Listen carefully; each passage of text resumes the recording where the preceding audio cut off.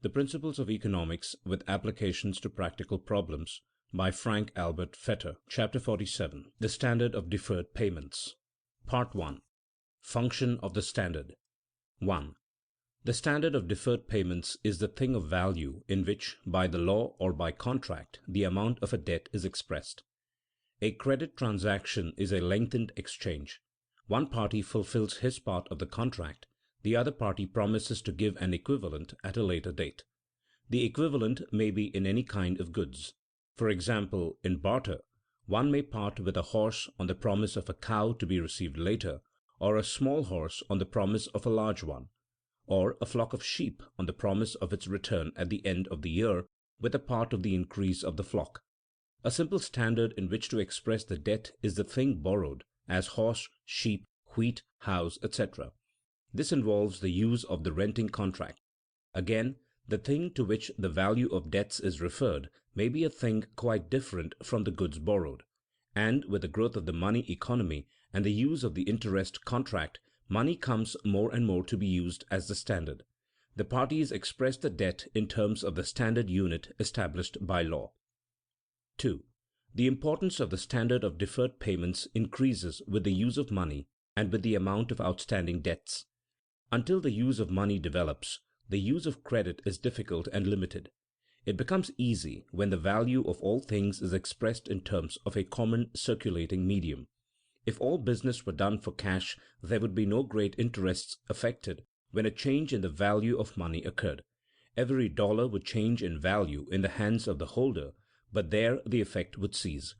But the volume of outstanding debts expressed in terms of money now exceeds manyfold the total value of the circulating medium. The value of all these debts changes in the same proportion as does that of the standard unit of money. When this is cheapened, either by law or as a result of increasing supplies, a creditor to whom $1,000 are due loses the same as if he had 1,000 metal dollars locked up in a strong chest.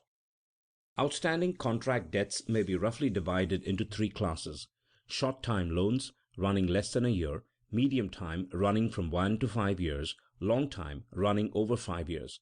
Fluctuations are rarely rapid and great enough to affect appreciably the debtors and creditors in the case of short-time loans.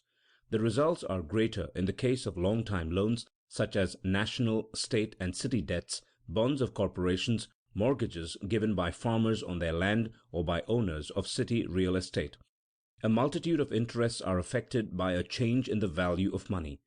When, as in the years 1873 to 1896, money gains in purchasing power, prices fall, receivers of fixed incomes are gainers. When, as in the years 1896 to 1903, the value of money falls, the revenues from educational and charitable endowments, the salaries of public officials, and all fixed incomes lose purchasing power. In a capitalistic age, therefore, almost every individual is affected in some way by a change in the value of money. In most cases, the change escapes recognition. People do not trace out the relation that an industrial change bears to their own interest.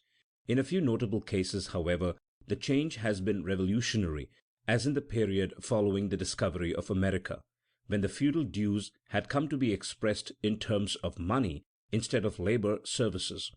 In modern times, the mass of debts being greater than ever before, such changes as those following the discovery of gold in California, or the decrease in gold production between 1873 and 1890, have the gravest economic results.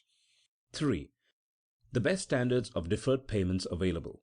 The precious metals, gold and silver, are still imperfect. The good that is most convenient as a standard of deferred payments is the one used as money. Gold today is constantly expressing the value of all other things. Borrowers prefer to make loans in the form of the general medium of exchange. From the usage of speaking of all things in terms of money, the false idea arises that the value of other things changes, but that the value of gold is always the same. Money is no such a fixed objective standard as a foot rule or a pound weight. The value of gold rests on the estimates made by men and is constantly changing according to the conditions. A fixed objective standard of value is not possible of attainment. The value of the precious metals is stable as compared with most things. The current new supply is comparatively regular. For generations at a time, there may be no radical changes in the output of gold and silver. For centuries, there was no change in the methods of extraction. Recent inventions, however, have considerably altered these conditions. The nature of the use of gold and silver, likewise, is such as to make the demand for them under ordinary conditions most stable. The precious metals are but slowly worn out. Only a portion of the annual output is used in the arts. There is, therefore, a large reservoir into which flows steadily a small stream. The existing stock is 20 or 30 times the annual output. Yet the value of the standard metals is never quite stable, and sometimes several influences combine, as in the last century, to affect their value greatly and suddenly. 4. Various ideals for a standard of deferred payments have been suggested, as return of equal enjoyment, of equal sacrifice, social expediency, and various standards, as labor, commodities, and the tabular standard. The ideal standard of deferred payments is one that will ensure justice between borrower and lender. Different views have been taken as to what constitutes justice in this matter. The suggestion is attractive that the sum when returned should represent the same amount of enjoyment as it did when it was borrowed. Such a standard is impossible of realization in any general way, for men's circumstances are constantly changing. To ensure even to the average man the same amount of enjoyment is only roughly possible. The same goods do not afford the same enjoyment when conditions have changed. Another suggestion is that the goods returned should represent the same sacrifice as those loaned. Here again the difficulty is in the lack of an objective standard. Whose sacrifice? That of the lender, who may be rich, or that of the borrower, who may be poor? Some have supposed the conditions of equal sacrifice were met by the labor standard, according to which the sum returned should purchase the same number of days of labor as when borrowed. But what kind of labor is to be taken, that of the lender, or that of the borrower, or that of someone else? Labor is of many different qualities, which can be exactly compared only through their objective value in terms of some one good. The ideal of equal enjoyment has been supposed to be realized by the tabular standard, which consists of a number of leading commodities in fixed proportions. The money returned is to be enough to purchase the same goods at the expiration as at the making of the loan, and thus may be a larger or smaller sum than was borrowed. While this does not, as is sometimes claimed, ensure equality of enjoyment, it averages the fluctuations of many goods and thus prevents great extremes. This standard has been favored by notable monetary authorities, but the difficulties of its practical application are prohibitive. It must be recognized that any possible concrete standard of deferred payments will sometimes work hardship to individuals. The best average results for justice and social welfare will be secured by measuring debts in goods that change least often, least rapidly, and in the least unpredictable manner. Gold thus far has proved itself worthy to serve as the standard. Part 2. International Bimetallism. 1. The fall of prices in 1873 and the following years meant a great change in the standard of deferred payments. The monetary changes following the discovery of America were due to the inflow to Europe of great quantities of silver taken by force from the native American rulers and from the rich mines. Silver at that time throughout Europe, the main standard of deferred payments, was thus greatly lowered in value. This change lightened all outstanding obligations, lowered the money rents of the peasants and the customary dues of labor wherever they had come to be expressed in money form. By the third quarter of the 19th century, gold had become in Europe and America the main standard, though silver still served as such in some countries. The output of gold in 1849 to 1857 caused the greatest money inflation that has occurred since the 16th century, favoring in a similar manner the debtor classes. The substitution of gold for silver by some countries at that time, by making a great additional market for gold, helped in some degree to check the fall in its value. The decline in the output of gold was a change of the opposite character, causing a fall of prices and increasing the burden of debts.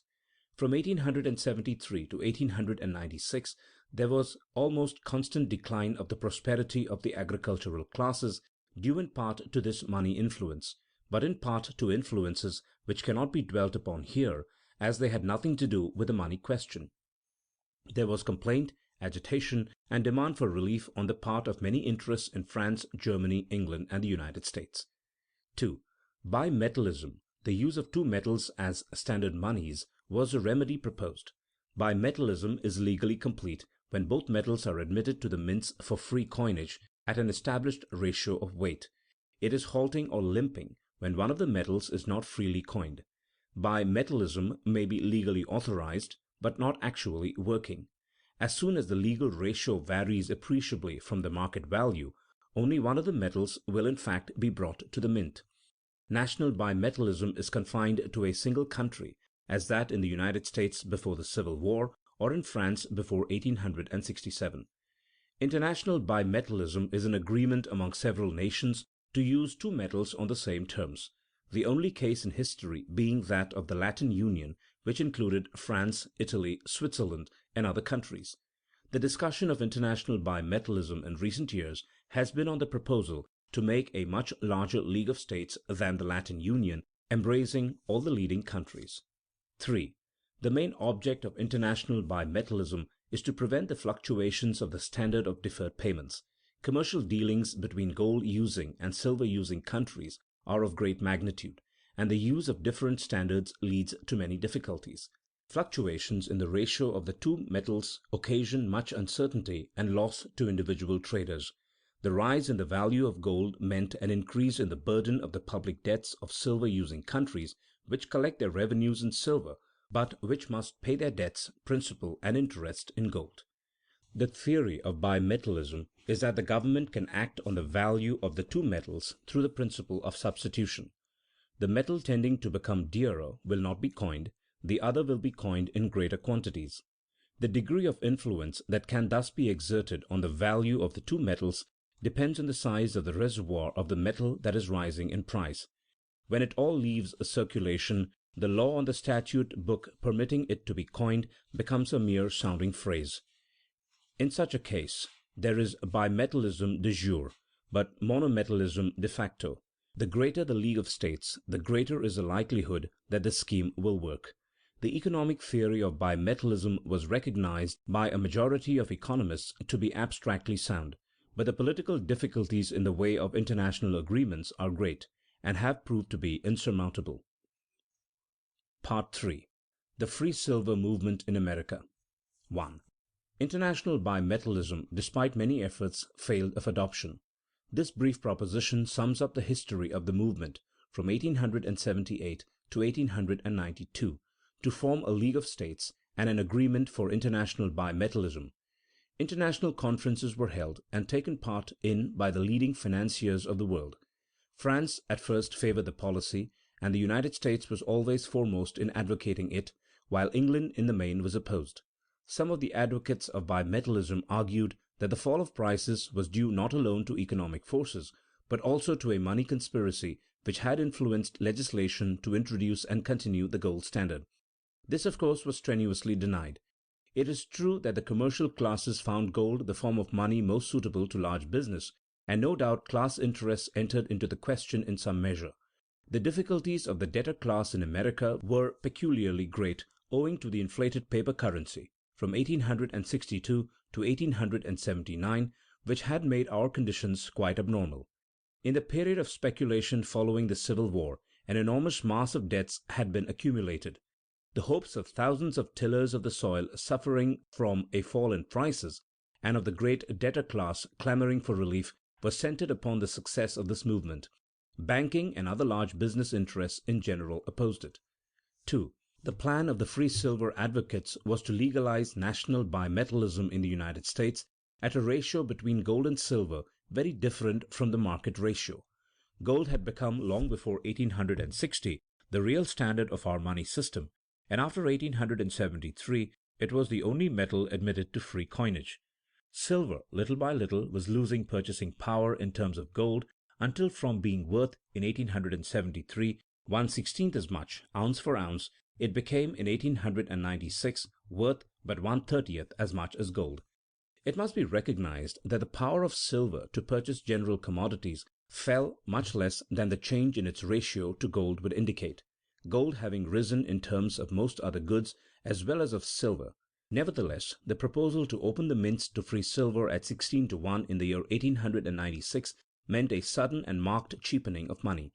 The prime purpose was to lighten the burden of debts by making the standard of deferred payments cheaper.